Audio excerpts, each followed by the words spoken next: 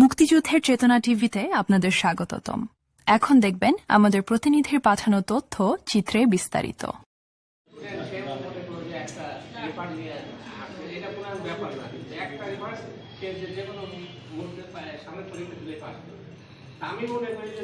বাংলাদেশ কারিগরি শিক্ষা বোর্ডের অধীনে ডিপ্লোমা ইন ইঞ্জিনিয়ারিং বোর্ড সমাপনী পরীক্ষায় সর্বোচ্চ ফলাফল অর্জন করা অত্র প্রতিষ্ঠানের কৃতি ছাত্রদের শুভেচ্ছা ও অভিনন্দন। আয়োজনে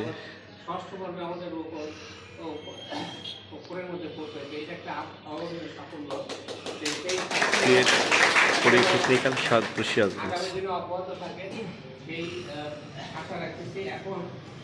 ছাত্রদের পক্ষ থেকে সাফল্য বক্তব্য রাখছেন মোহাম্মদ রোকনুদ্দিনকে কিছু বলার জন্য। আসসালামু আলাইকুম।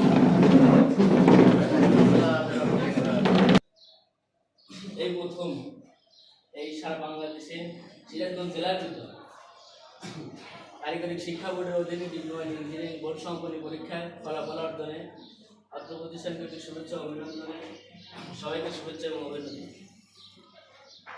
প্রথমেই আমার যোদ্ধার সাথে মানুষকে ভালোর দিকে অগ্রসর করা, মানুষকে মানুষের হকের দিক থেকে প্রতিষ্ঠিত করা। পড়াশোনার জিনিস তো মানুষের হক থাকলে এটা কিন্তু হবে না।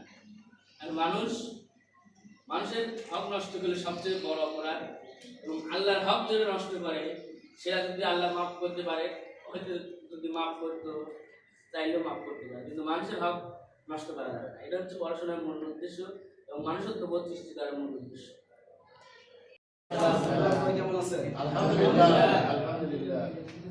আমি বাসা উল্লাপাড়া, আমার ওখানে অনেক পলিটেকনিক ছিল, উল্লাপাড়া পলিটেকনিক আছে, ওখান থেকে আমি সদরপুরে আসছি। ওখানে আমার ফ্রেন্ডরা এখনো আছে, লেখাপড়া করতেছে। তো ওদের মধ্যে ওরা আমাকে বলছিল ওখানে ভর্তি হওয়ার জন্য, কিন্তু আমি এখানে আসছি। এখানে এসে আমি স্যারদের পাইছি, অনেক খুব সুন্দরভাবে গাইডলাইন দিচ্ছে। স্যাররা যেভাবে বলছে সেভাবে লেখাপড়া করছি। শুধু স্যারদের আশায় থাকলে হবে না, আমাদের নিজের কিছু করতে হবে। 45 জন পাস করছে তুলছে, বাদ সবাই রিমান্ড আসছে, ড্রপ আউট আসছে। আমাদের এখানে ড্রপ আউটের সংখ্যা খুবই কম মানে নাই।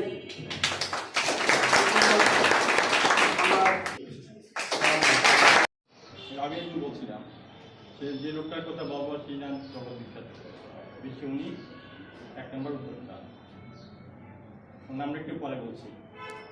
তো ওই লোক ফার্স্ট সেকেন্ড দুই কথা ফার্স্ট ক্লাসের সকাল পাইছে, থাকতে কোনো রকমের সাহায্য পাঠ করতে আরও কীভাবে করা যায় সেটা আমরা অবশ্যই চেষ্টা করতেছি। আপনাদের কাছে আমার একটাই অনুরোধ থাকবে, তোমরাই আমাদের এই প্রতিষ্ঠানের প্রাণ।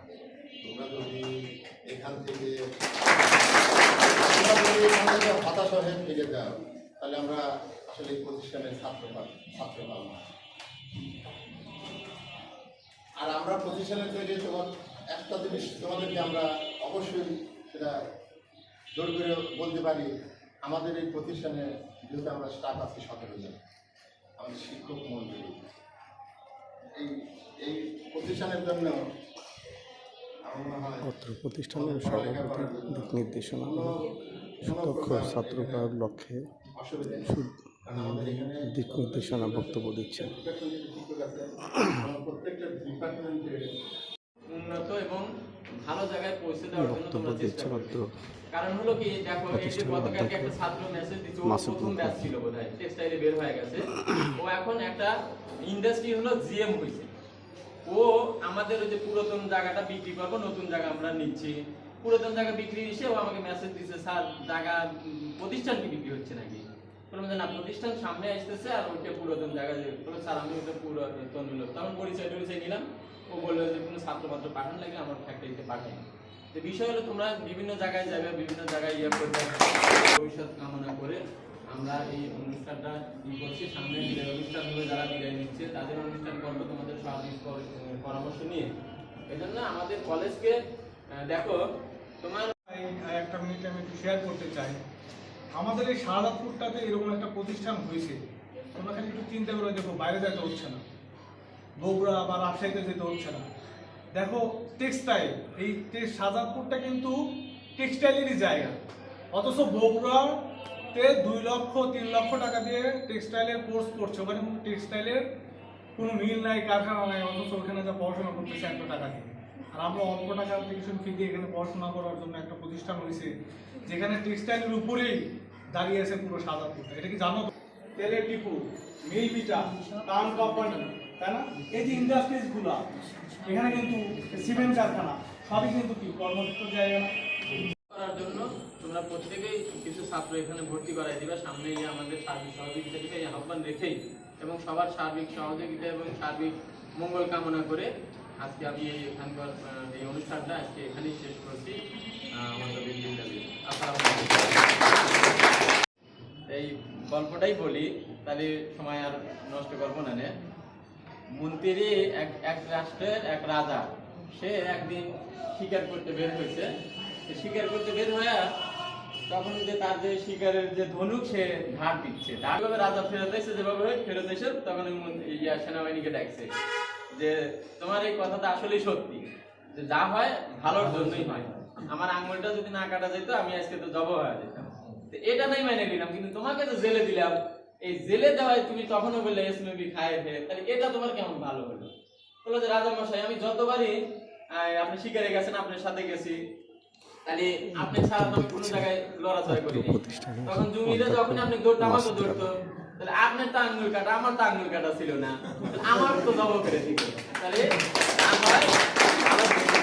এই জন্য একটা জিনিস মাথায় রাখবে যে রেজাল্ট যার যেটা হয়েছে এটা অবশ্যই আল্লাহ তাআলা হয়তো তাকদীরে লিখছে, এটা হয়েছে, সামনে ভালো করো। এখানে রোকন আছে, জাহিদুল আছে, যারা বের হয়ে যাচ্ছে, সিএম নাবিল টাবিল যারাই আছে, চেষ্টা করলে এই যে মুস্তাকিম আছে, চেষ্টা করলে ভালো রেজাল্ট হয়। শাহজাদপুর সিএট পলিটেকনিকের আজকের এই মেধাবী শিক্ষার্থীদের সংবর্ধনা অনুষ্ঠানে আমি মোহাম্মদ মুকুল হোসেন সিএট পলিটেকনিকের পরিচালক হিসেবে এই অভিভাবকদের আহ্বান করতেছি যে আপনাদের সন্তানদেরকে আমাদের এই প্রতিষ্ঠানে ভর্তি করে তাদের উজ্জ্বল ভবিষ্যৎ কামনা করবেন। ধন্যবাদ মুক্তিযোদ্ধার চেতনা টিভিকে। আসসালামু আলাইকুম, আমি মোহাম্মদ জাহিদুল ইসলাম। আমি সিএট পলিটেকনিক থেকে 8ম পর্ব ইলেকট্রিক্যাল ডিপার্টমেন্ট থেকে 8ম পর্বে উত্তীর্ণ হয়েছি। আমার সিজিপিএ 3.40। আপনারা সবাই এই প্রতিষ্ঠানের ছাত্রছাত্রী দিবেন। আমার পরবর্তী সাফল্যের জন্য দোয়া করবেন। আর আমি মুক্তিযোদ্ধা চেতনা টিভিকে ধন্যবাদ জানাই। আসসালামু আলাইকুম। আসসালামু আলাইকুম, আমি মোহাম্মদ রকুনউদ্দিন, শাহজাদপুর সিএট পলিটেকনিক 6ষ্ঠ পর্বের ওয়েট প্রসেসিং গ্রুপের। আমি সিজিপি আউট অফ 4-এ 4 পেয়েছি এবং আমার সফলতার জন্য সবাই দোয়া করবেন এবং মুক্তিযোদ্ধা চেতনা টিভিকে ধন্যবাদ জানাবেন। আসসালামু আলাইকুম।